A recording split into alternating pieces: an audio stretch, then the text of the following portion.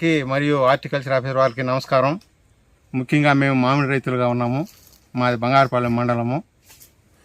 మామూలుగా సంవత్సరం లాస్ట్లో అంటే జూలైలో మంచి ధర పలుకుతుందని చెప్పి చాలామంది రైతులు ఇంకా మామిడికాయలు కోతకు వచ్చినా కూడా అట్లే పెట్టుకున్నారు.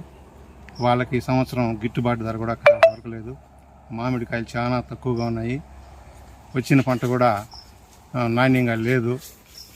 అదేవిధంగా ఫ్యాక్టరీ వాళ్ళు కూడా ఈ మామిడికాయలు కొనుగోలు చేసేదానికి సుముఖంగా లేరు. మీరు చెప్పిన 3 రోజులు 24 రూపాయలు అని చెప్తే కూడా దాన్ని కూడా ఎవరు పట్టించుకోలేదు. తర్వాత కలెక్టర్ గారు చెప్పిన ఆదేశాలు ముగిసిపోయినాయని చెప్పి చాలామంది మేము ఫ్యాక్టరీకి కాయలు తీసుకోలేదని కూడా చెప్తున్నారు. కాబట్టి అధికారులు, కలెక్టర్ గారు దయతలిసి మామిడి రైతుల్ని గిట్టుబాటు ధర ఇచ్చి ఆదుకోవాలని కోరుచున్నాం. అదేవిధంగా ఇప్పటి వరకు మామిడి పంట కోయకుండా ఉండే రైతులు 20% నుంచి 30% దాకా ఉన్నారు. ధరలు కూడా ఒకసారి పూర్తిగా తగ్గించేసి పూర్తిగా రైతులకి అన్యాయం జరుగుతుంది. కాబట్టి అధికారులు దయచేసి కలెక్టర్ గారు స్పందించి గిట్టుబాటు ధర ఇచ్చి రైతులను ఆదుకోవాలని చెప్పి కోరుచున్నాం. పక్షులు రైతులు ఆత్మహత్య శరణం. నాకు దాదాపు ఒక 25 టన్నుల మామిడికాయలు అయితే అని చెప్పి అనుకున్నాను. మామిడికాయలు కూడా చాలా వరకు రాలి కింద పడి చాలా నష్టమైంది. ధర లేని దానివల్ల మామూలుగా మామిడికాయలు మేము కొద్దిగా స్టాక్ పెట్టుకున్నాము. ఈ నిల్వ లేకుండా వర్షాల వల్ల పూర్తిగా దెబ్బతినేసి 50% కింద నేల రాలిపోయినాయి. చాలా బాధగా ఉంది. మీరు ఏ విధంగా అయినా చెప్పి ఈ నిల్వ ఉన్న మామిడి రైతులు ఫ్యాక్టరీలు తెరిపించి వాళ్ళకి గిట్టుబాటు ధర ఇచ్చి ఆదుకోవాలని కోరుచున్నాం. ఈరోజు 3 రోజుల ముందు కలెక్టర్ గారితో మీటింగ్ పెట్టినాం. మేము 15 రోజులకు ముందే మేము చెప్పినాము.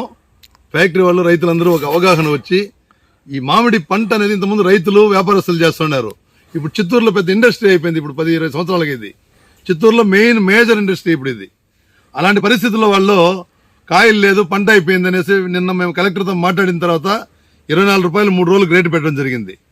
3 రోజుల్లోనే వాళ్ళు 2 రోజులు ఇచ్చి 1 రోజు ఇవ్వలేదు. ఏమంటే మేము క్లోజ్ చేస్తున్నాము, మాకు గిట్టుబాటు కాదని ఒకరు, పంటే లేదని ఒకరు ఇట్లా చేస్తూ ఉన్నారు. సరే మేము కూడా ఏమనుకుంటుంటే అయిపోయిందాము. మళ్ళీ నాగైనా బుధవారం కలెక్టర్ గారు రమ్మంటే నిన్న పోయి మొత్తం రిటర్న్గా రాయించినాము. ఉండే రైతులంతా పంట రాసినాము.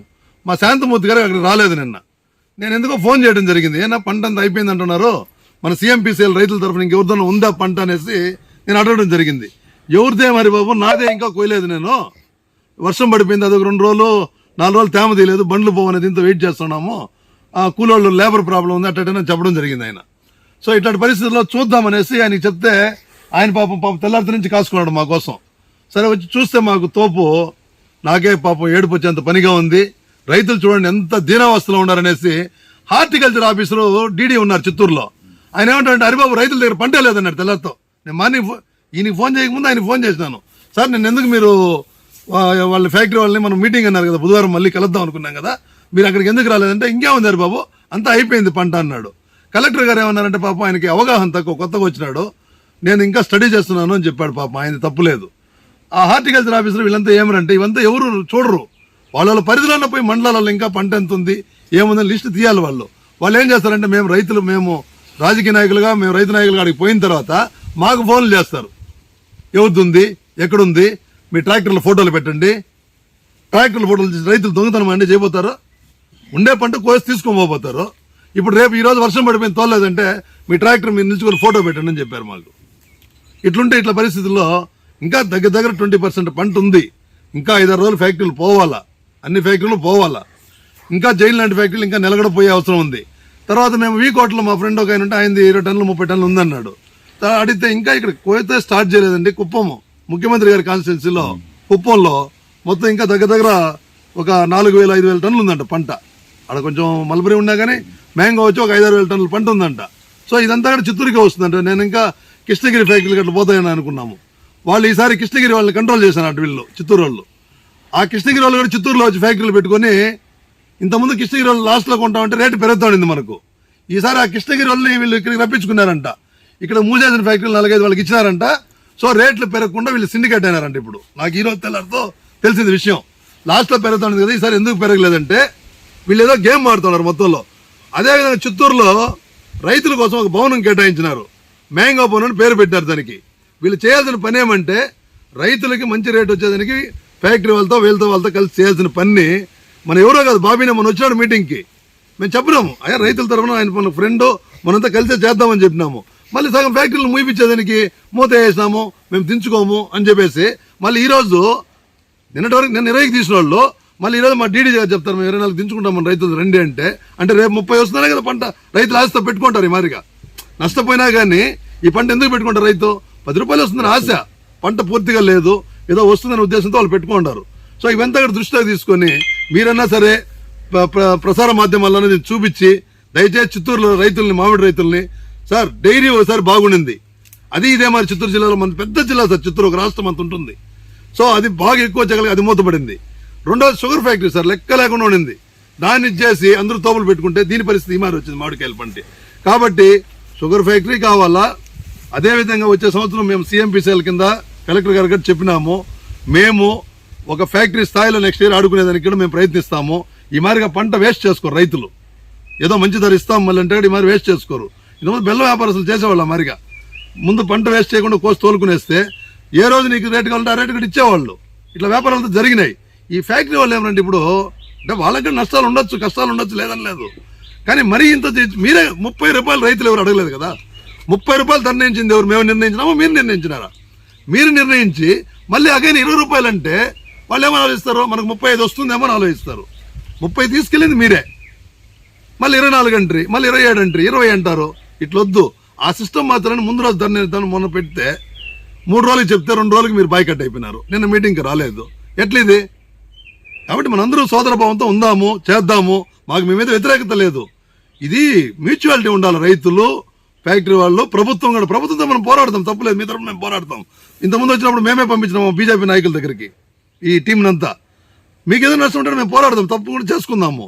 ఇది కానీ పంటని టోటల్ గా అడుక్కి కూలిపోయేదొద్దని మేము కోరుకుంటున్నాం. ఇప్పుడు లోపం ఎక్కడ జరుగుతుందంటే ఎక్కడ లేదు సార్, అవగాహన లోపమే అనిపిస్తుంది నాకు. ఇది ఎట్లంటే ర్యాంపులు మెయిన్ ఎఫెక్ట్ సార్. ఒకప్పుడు ర్యాంపుల వల్ల రేటు పెరిగింది. గడిచిన 3 సంవత్సరాలు 4 సంవత్సరాల వల్ల ఈ ర్యాంపులలో తీసుకొని కృష్ణగిరి అట్లా దూరంగా పంపించిన వల్ల రేటు పెరిగింది. అప్పుడు ఉండు ర్యాంపులు స్టార్ట్ అయిన సంవత్సరం మనకి ఎంత ధర తెలుసా? అప్పుడు కరోనా ఉండింది మనకు. అప్పుడు 20 రూపాయలు 30 రూపాయలు మామిడికాయలు 1,00,000 రూపాయలు అమ్మింది. మా ఆశ్చర్యం, జనాలకు రైతులకి ఆశ్చర్యం. మామిడికాయలు టన్ను 1,00,000 రూపాయల అన్నట్టు అమ్మింది ఆ సంవత్సరం. మళ్ళీ ఏం జరిగిందేమో, ఎట్లా సిండికేట్ అయినా మనకు తెలియదు. ఆగైనా మళ్ళీ మామూలు అయిపోయింది. మనము ఫ్యాక్టరీ వాళ్ళని మనం రేటు పెట్టాం సార్. మనం 24 రూపాయలు పెట్టాం. ర్యాంప్ వాళ్ళు అయినా, ఫ్యాక్టరీ వాళ్ళు అయినా, ఎవడైనా, తోపుగాడైనా, అక్కడైనా ఇక్కడైనా ఒకే రేటు ఉండాలా. వీళ్ళు అగైనా 20 రూపాయలకి కొని సప్లై చేసినారు. సో వాడేం చేస్తాడు? మనకేం చెప్తున్నాడు కలెక్టర్ దగ్గర? సార్ మాకు 20 రూపాయలకి లెక్క లేకుండా వస్తాం సార్ పంట, మేము 24 కొంటే మేము లాస్ అయిపోతాం సార్ ఫ్యాక్టరీ వాళ్ళు అంటున్నారు. అదే ర్యాంపులు సీజ్ చేయాలని కలెక్టర్ గారు అన్నాడు మొన్న. ఆ వ్యవస్థ అనేది ఇంకా సెట్ అవ్వలేదు మనకు. కాబట్టి ర్యాంపుల వాళ్ళు నెక్స్ట్ ఇయర్ వ్యాపారం చేసుకోవాలనుకుంటే రైతులకు మద్దతుగా నిలబడండి మీరు. లేదు మేము ర్యాంపులు మూసేస్తామంటే మిమ్మల్ని మేమేం కాదనలేదు. నెక్స్ట్ ఇయర్కి మాత్రం మిమ్మల్ని పెట్టరు రైతులు. ప్రతి మండలంలో రైతు యూనియన్లు చేస్తున్నాము. ఇప్పటి నుంచే స్టార్ట్ అయినాం నెక్స్ట్ ఇయర్కి. దాని ప్రచారంలో భాగంగానే మేము బంగారుపాలెం రావడం జరిగింది. మా రైతుని తీసుకొచ్చి చూపించడం జరిగింది. ఇంకా 3-4 తోపులు మేము విజిట్ చేసి మీకు రిపోర్ట్ ఇస్తాము. మేము డీడీ గారు ఇక్కడ కొనుక్కునేది అంటే మీరు పోయి టీం విజిట్ చేయండి. మీ మండలం ప్రతి ఒక్క మండలంలో ఉంది కదా హార్టికల్చర్, ఇది పోయి విజిట్ చేసి ఎంత పంట ఉందో తీయండి. లేదు మేము చేసిన తప్పని మీరు నిరూపిస్తారా చెప్పండి.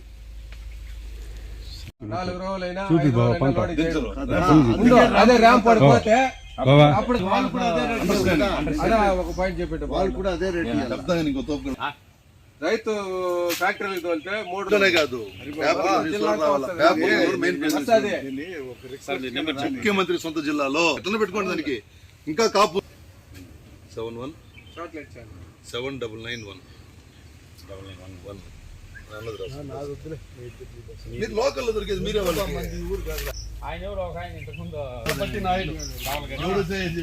ఈ రాలిపోయిన కాయలు ఏదో అమ్ముకోండి చాలా మనం బాగుపడి పెట్టాం. ఏమ్మా ఈ రాలిపోయిన కాయలు అమ్ముకుంటే